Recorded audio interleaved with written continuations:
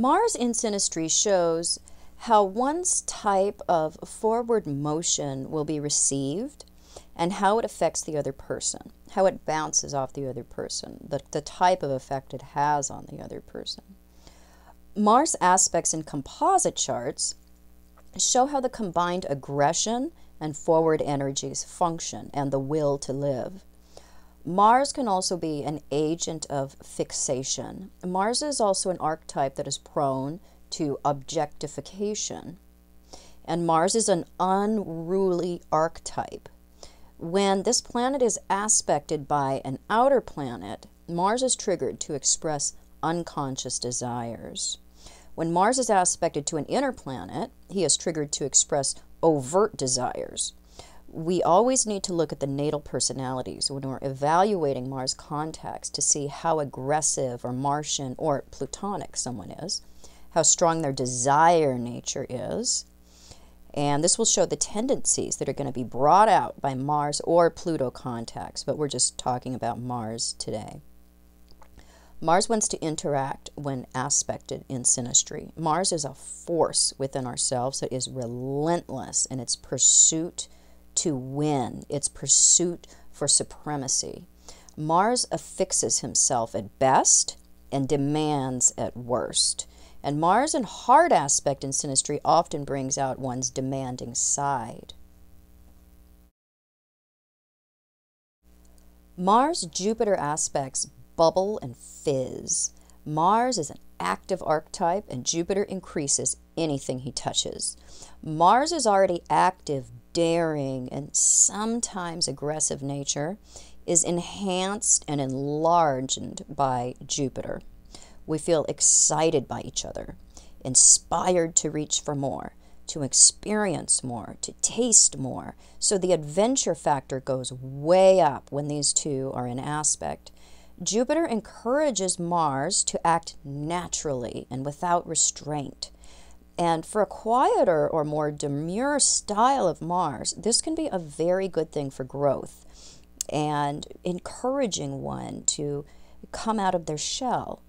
The easy aspects offer encouragement, and the hard aspects can result in over-encouragement, over-inflation.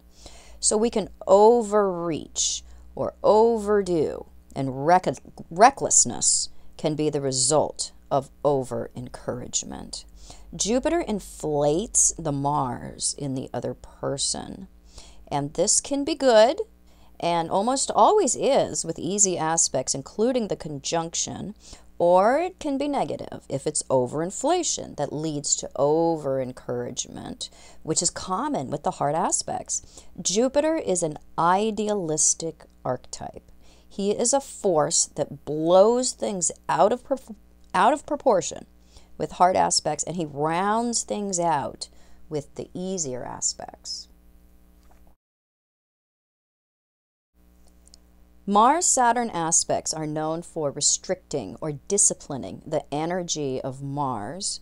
Mars and Saturn are very, very different in both motivation and behavior. Mars wants to get and Saturn wants to maintain.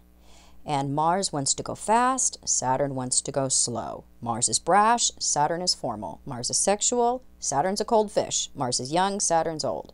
So the differences between the two can rub us the wrong way. The hard aspects almost always result in frustration or a feeling of being blocked or judged by the Saturn person, and the Saturn person can feel annoyed by the Mars person. These aspects in composite charts show an overarching theme of restriction when it comes to natural mutual expression. We're not free to act at will, because Saturn formalizes Mars. There's something closed about the options when Saturn is a factor. The easy aspects in composite charts show constructive action. We can work together, build things together, and we share our resources very well. In synastry, the hard aspects can have the effect of shaming the Mars person for their natural expression. Saturn in hard aspects sees Mars as potentially irresponsible, rash and inexperienced, or just plain foolish. The Mars person can feel smaller or censor themselves to keep out of Saturn's way and avoid criticism. And virtually any way that Mars acts out will cause the Saturn person to have some kind of negative judgment. So the Saturn person needs to learn to allow the Mars person to be themselves. And the Mars person needs to understand that the Saturn person thinks they know best. And so we have to live and let live. The easy aspects in synastry are very helpful because they provide practical support. We're going to combine our efforts and our goals well, and that goes for the composite chart at the same time. Mars-Uranus aspects bring unpredictability. There is a rush of feeling, and it can lead to a rush to do anything together. We're not stimulated by normalcy or the status quo with Mars and Uranus in conversation. We're very aware of something fresh, and we act out naturally and impulsively and without reservation or a plan with many of the Mars-Uranus contacts. Uranus breaks down any formality in another planet that it's aspected to. We often get into informal sexual relationships when Mars and Uranus meet in synastry or composite charts. And these two dudes create this zing that's often interpreted as more than chemistry. It comes up so suddenly that it can seem destined or preordained because it's unlike anything often we've ever experienced, but it's not actually preordination. That is not the nature of Uranus. The heat is generated from chemistry, not Zeus cosmically calling two people together. The Mars person overtly expresses themselves as a result of the unconscious feelers that the Uranus person puts out. It's always the outer planet person that starts things in synastry because they unconsciously put out a vibe to the inner planet person that the inner planet person picks up on consciously and then reflects the original unconscious attraction back to the outer planet person, and then they see it consciously. So both people think that the inner planet person started it, but it's the collective impressions and conditioning and beliefs stored in the outer planet's psyche that's actually the instigator. Mars and Uranus have the effect of bringing out honest behavior, unformed by conditioning or expectations or previous experience. And we're more of our real self, at least for a while when we are together. We're casting aside all cares and concerns that keep us from enjoying our most natural selves. We very much turn into Pan himself when Mars and Uranus get together. We cause each other to release our restraints and enjoy our naturalness. And the conjunction is pretty easy to live with. It's not as energetic as the other hard aspects. There's a good match of assertiveness and spontaneous reactions when there's a conjunction in the same sign. And we can feel there's an acceptance for aggression or anger to be expressed. Mars gets to be himself in synastry, and this causes a nice calm. It's like knowing you are so competent in something that you never feel challenged or the need to be defensive. So we're both allowed to act out. It doesn't cause drama or tension because our tendency toward acting out is so similar. And it doesn't cause our ego structure, call our ego structures into question. The square and the opposition and the quintile, the semi-square, the sesquiquadrate are all going to bring some different impulses together. This creates a lot of sexual tension. We are attracted to the exotic differences in each other, and our temperaments are also very different. And we give each other a chance, even though the other person may not seem like they fit what we're usually attracted to, because Uranus is about things that are out of the ordinary. Mars-Neptune aspects link fantasy and sexuality, dreams and energy. In synastry, the easy contacts bring a nice glow, We feel we have happened upon something that will enhance our lives and is an outlet for some of our frustrations. And we tend to look past what is harsh and see in the other person qualities that have always turned us on, even if we didn't know they turned us on. Extreme steam is created by the hard contacts between Mars and Neptune. We can see the perfect sexual vision, one that we have always craved internally. So all the stops are pulled out when we can engage with each other. In composite charts, hard Mars-Neptune aspects create an extreme attraction that reflects both people's inner fantasies. We see the perfect sexual match in the other, but we're actually seeing the perfection that we have always wanted to recognize in ourselves.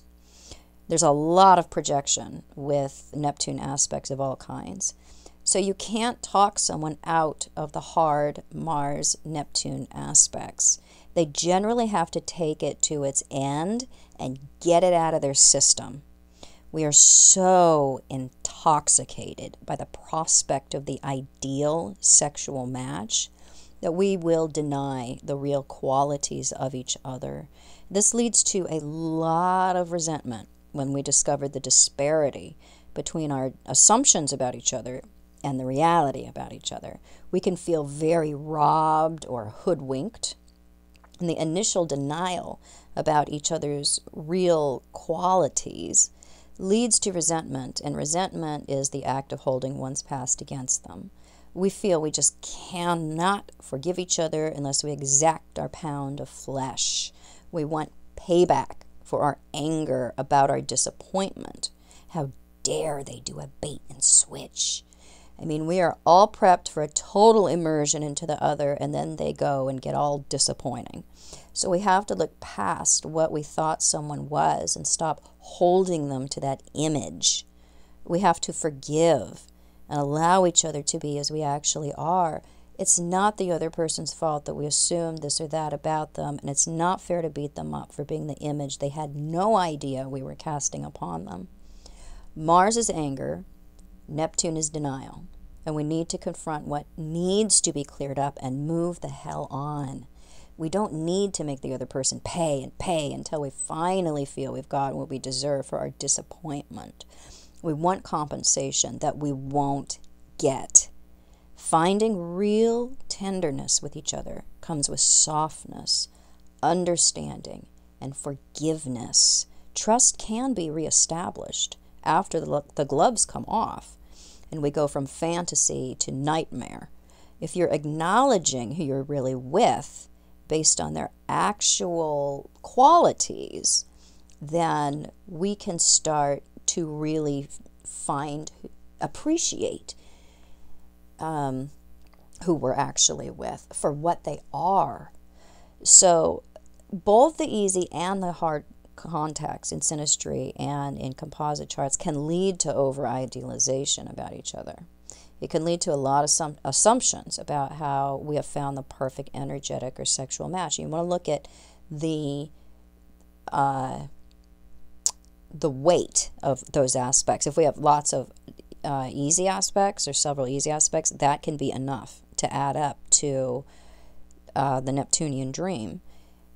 If we have, hard aspects just in particular, that can also be enough to trigger the Neptunian dream. But look into the natal charts and see what kind of unconscious fantasies exist there. Are they the kind that are going to just come up out of the Pandora's box if we have a Mars-Neptune contact? And usually when we have the most negative manifestations of Mars-Neptune contacts, we have in the natal charts lots of Neptunian types of seeking that is going on. Mars-Pluto aspects can add stress or show resilience in a relationship. They are not romantic aspects. They show survival. Mars in synastry in an easy aspect to Pluto, including the conjunction, can bring an ease of combining our need for survival to remain alive. We support each other on our quest to preserve ourselves. The hard aspects challenge the significance of the Mars person. And the Mars person can feel their importance is shaken in synastry. Pluto is a non-personal force disguised as an intensely personal force. We're faced with the prospect of death, where Pluto is concerned, of losing everything, of annihilation. So we face the abyss of the unknown and accept or fight the fact that we are ephemeral if we don't accept. We have only a short time to live, and Mars does not want to be reminded of this. Pluto is a force that in hard aspects tears through the confidence and supremacy of Mars.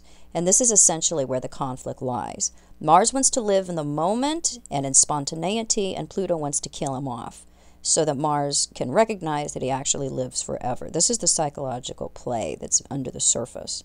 So Pluto can either transform the Mars in us and cause us to awaken as an avatar, recognize what we really are, or drive us so crazy that we have to tie our own hands so we don't kill the Pluto person, or at least throw some furniture at him.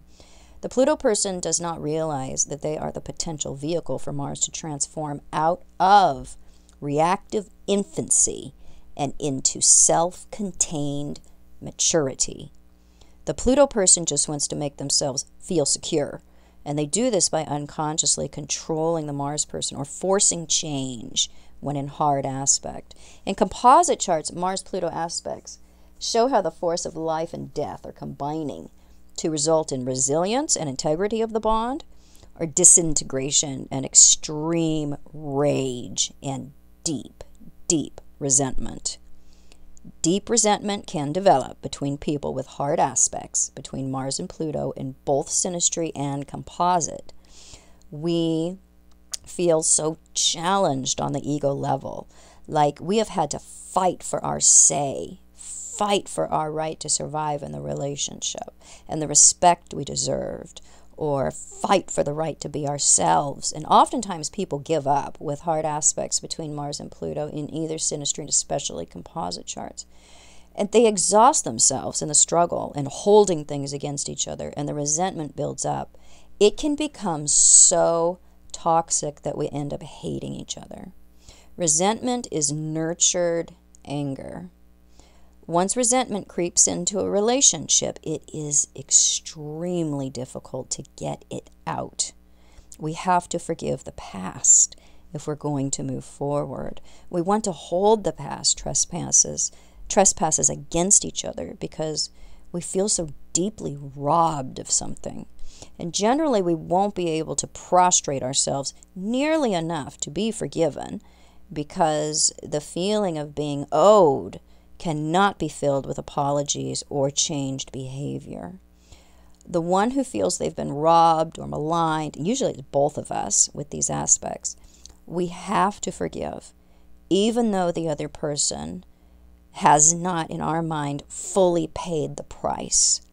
We have to let things go. Let things go that we want to exact our price for. And most people cannot do this.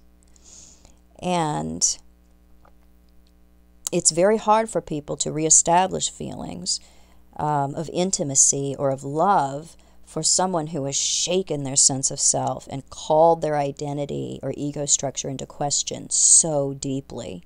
So it requires enormous perspective and a magnanimous approach to love if we are going to come back from the resentment that the hard aspects can result in.